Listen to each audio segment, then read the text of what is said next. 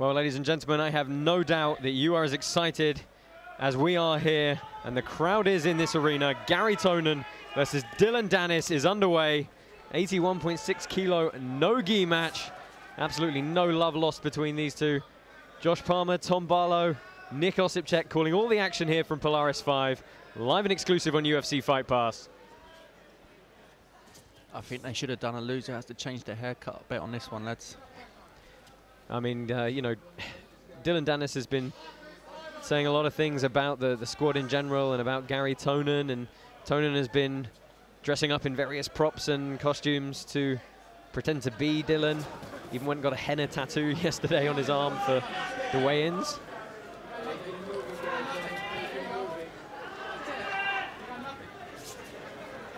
Now it's going to be interesting to see how this one gets to the floor. Both men prefer the top game. So obviously a lot of people wanted to see this match since ADCC 2015, where Garry was able to grab a heel hook on Dillon about 6.5 minutes into the match. Both these gentlemen are going to be at ADCC again next month, but right now they get to square off and sort out their business here.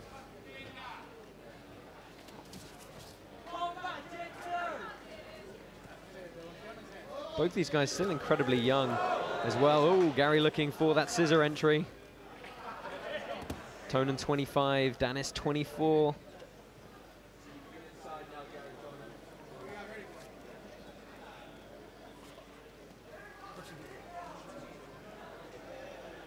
So here's Danis on top, looking to pass. He's got that underhook of the leg all the way around.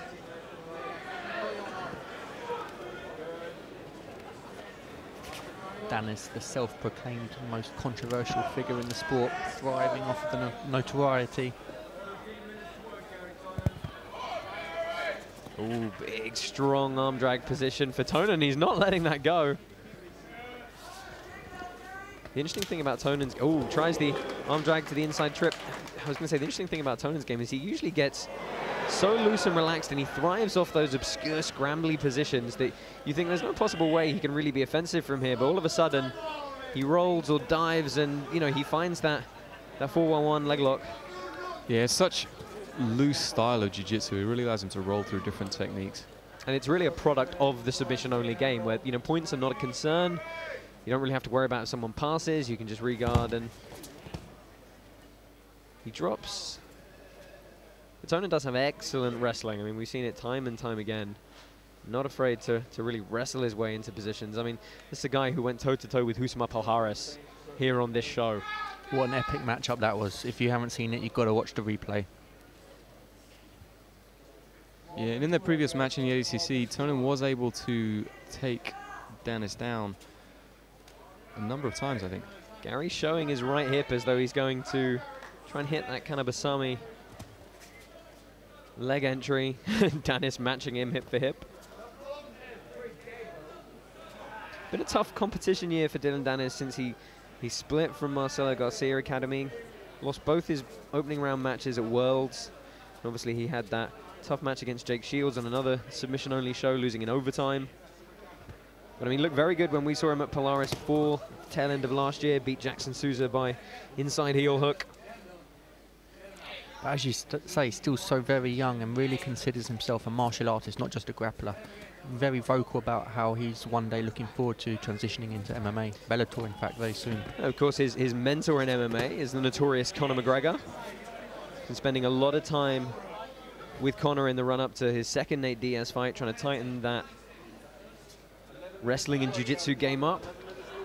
And you can see the similar effect rubbing off on him, the chip on the shoulder almost playing up to the crowd and just knowing how to get the attention.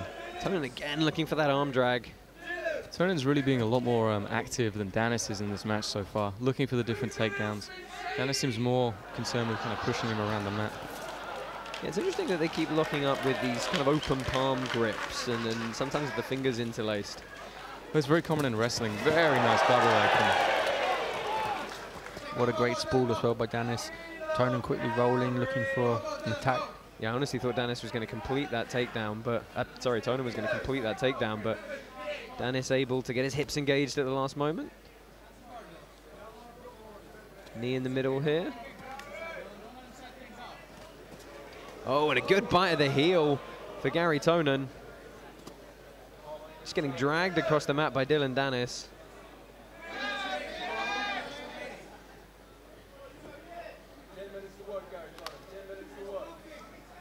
First third of this main event done. Look at Tonon shelve that foot right up on the shoulder. Such a tight grip. He's going to use it to try and haul himself down onto the kneecap. Switching to the top leg now. Danis manages to clear the knees as he rolls his hips out. I was going to say we should just find a reset position here. But Tonon in standing open guard with a grip on the legs. Yeah, it's a good position for Tonon. He can start working to attack those legs. Oh, and he just lets Danis sit into his ashigarami. Both legs controlled now for Danis. See if we see a transition to the other leg. Can't see what Tonon is doing from our angle to re-pummel here.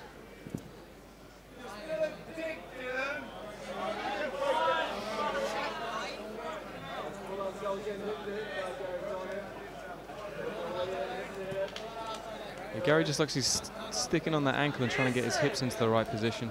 But, Danis was able just to free himself up and escape. I was really impressed a few moments ago with the control Tonon was able to get on the heel, and really at the end of that leg, he propped it up on the shoulder, pinched his shoulder and his neck in, and really was able to get a great deal of grip from that position. 8 minutes left here. Hashtag Polaris5 at Polaris Pro event on Twitter. Let us know what you think of tonight's action. Tonon's gone back to that same position where he's able to entangle the leg. And now he's got it a little bit deeper as well.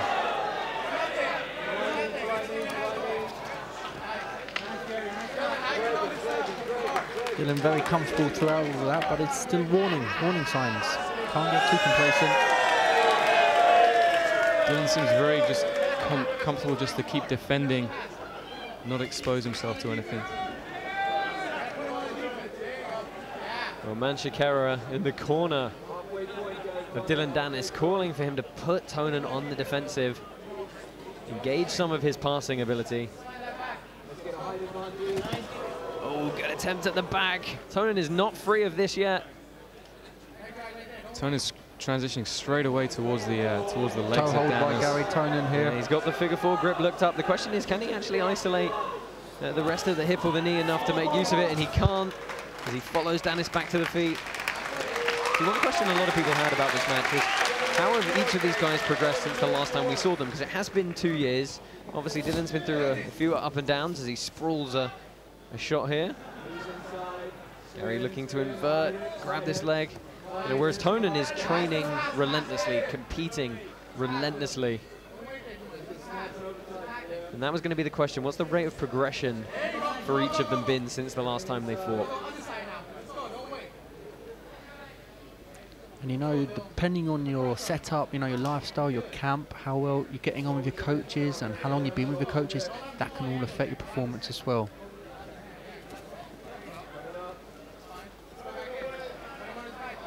Yeah, the longer the fight progresses, the more slippery this is going to become for Tonon to get a really good bite on the knee.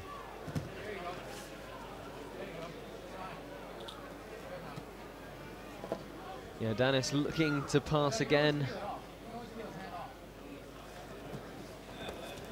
Ooh. Tonon accidentally contacting the face as he drives forward. He's really having to chase after Danis. It definitely is Tonon initiating the vast majority of the situations here.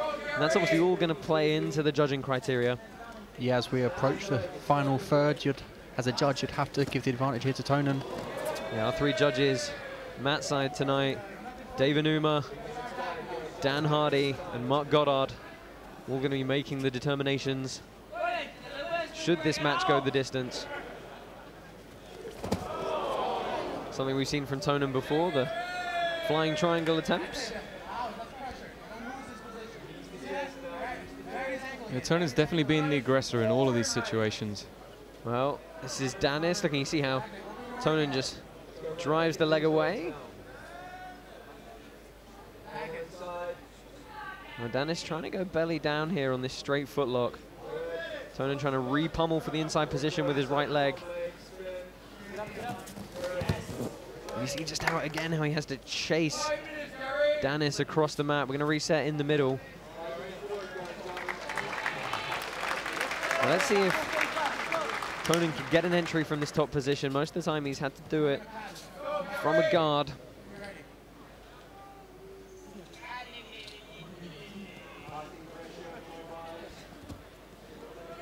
Danaher calling for passing pressure and throw-bys for the legs.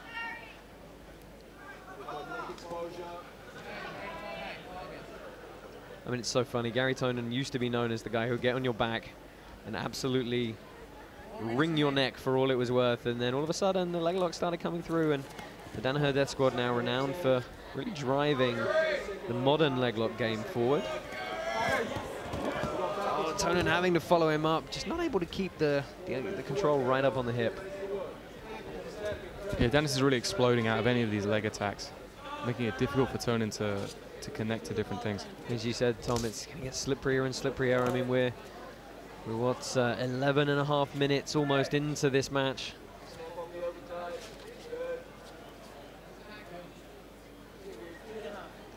Danis really with a nullification game, but he shucks to the back. He looks to try and chain this pass together. Now immediately he disengages, keeps his hips back, hides his feet.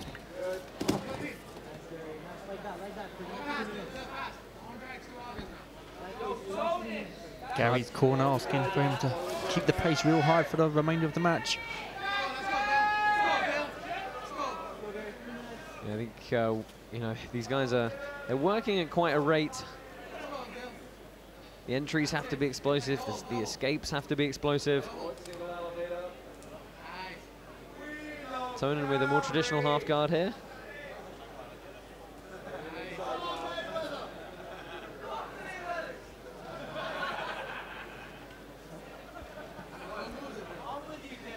Tonon coming in off a recent win against Shinya Aoki, who was here cornering earlier tonight on Polaris 5. Yeah, Shinya Aoki's actually definitely made an effort to put himself mat side to watch this one. Oh, look at that lever with the elbow. Danis immediately disengages, frames away, takes a quick look at the clock. Tonon trying to shoot, but... Looks like Danis is waiting for him to shoot and then trying to wrap up the neck. Similar to what we saw in the Strauss-Shields fight earlier. Yeah, you're right, Tom, but as we saw, it's often not enough. It's not enough to rely on your A game plan. Well, they're starting to talk to each other a little bit, just in terms of mannerisms. Tonon shoots clean from the outside.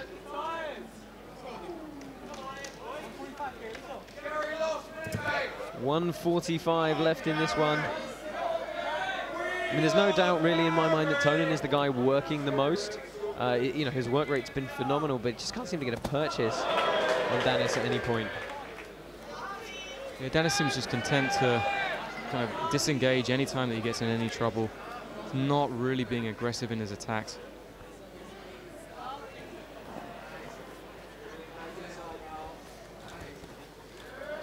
Got to be honest with you guys, I thought we were going to see a little bit more emotion on display here tonight, a little bit more, you know, desire to really go after it. Well, it's interesting. I mean, you know, neither of these guys is outwardly showing any animosity for the other particularly, are they? But we know it exists. Tonon's going to look to jump in here. You can see Danis moving his hips as far away as he can. Oh, nice sweep single.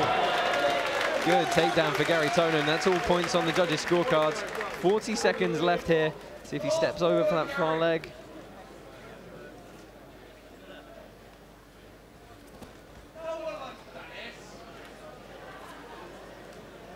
Well, there's a lot of finger waving, but doesn't pay the bills. Oh, straight through outside Ashi, maybe. Oh, he's on the outside heel hook. Looks pretty deep and tight. This is how 15 last time seconds finished left. The same thing. And Tonon's unlocked. He's got to climb up higher on the thigh here. Looking for the outside heel hook.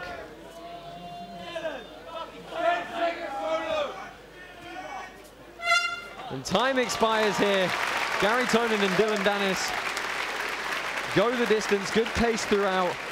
But really, the story of that match, Garry Tonon with a respectful bow at the end, driving forward repeatedly. Let's take a look at some of the replays here.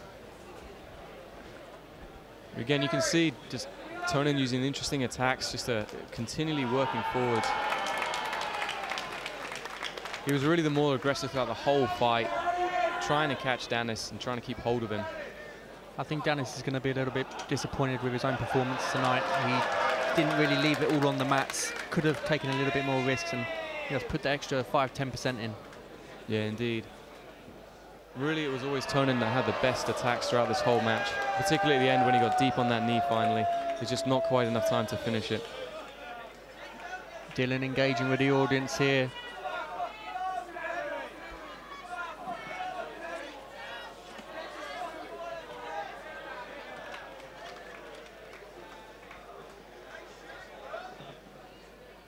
This was a nice single leg takedown at the end of the match here by Tonon. Yeah, it's beautiful work. Okay, let's go over to referee Nick Brooks to make it official and hear from Josh Palmer speaking to the two contestants.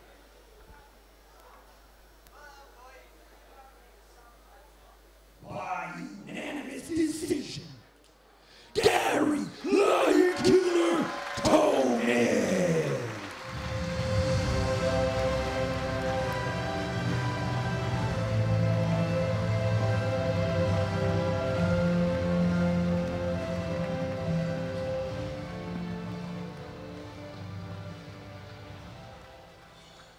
We're here with our winner, Garry Tonon. Gary, give us your thoughts on the fight. It looked like every time you got a bite of something, he was pulling away and trying to create some space. Guys, there was a lot of social media banter leading up to this match, and I'd just like to say to Dillon, I apologize for absolutely fucking nothing. The two-time champ does what he fucking wants. In all seriousness, guys. Guys, like, he did much better than the previous fight. I didn't submit him, okay? There's no real clear victor in my opinion. I'd love to have a match with him again. It was a pleasure. You know, sorry I didn't get the submission tonight, guys. I tried really hard, did what I could. How's your camp been coming in for this one? You've got a lot of competitions in a short space of time. Yeah, camp for leading up to this camp was very ADCC related, so my jiu-jitsu's been a little bit more tactical recently. Not as much submission orientation, but we tried to cycle back to that, and I still felt like, you know, I was able to get off some attacks. You know, not quite get close enough to finish, though. This is your fifth appearance here on Polaris. You've been on every one of our shows. You enjoying coming back to England? I am indeed. It's nice to finally be in London. All right? Yeah. All right. Beautiful venue, and thanks to all you guys for coming out. Really appreciate it. Ladies and gentlemen, your main event winner, Garry the Lion Killer Tonon.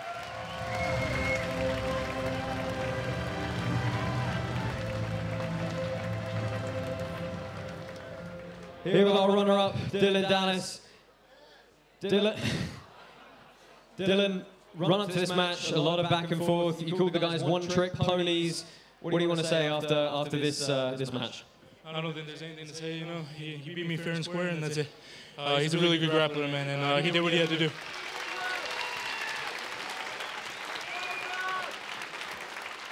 How's your preparation been for this one? You've had a change of camps and a few other things going on.